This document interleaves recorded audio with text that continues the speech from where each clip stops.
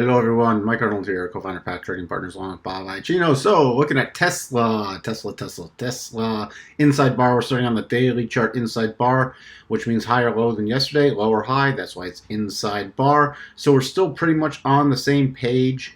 If we get below yesterday's low, we'll start watching for the gap fill, and above about 565, we'll start watching then for 586 and then 612. Let me jump back to the 4-hour. 4-hour, you can see the rising rotation zone coming in with a line with these dual lows. This one's slightly higher because it was an inside day, but that's really key area. So if you want to be a little conservative, you can wait for a move below 530, especially a close below 530 on a longer term chart.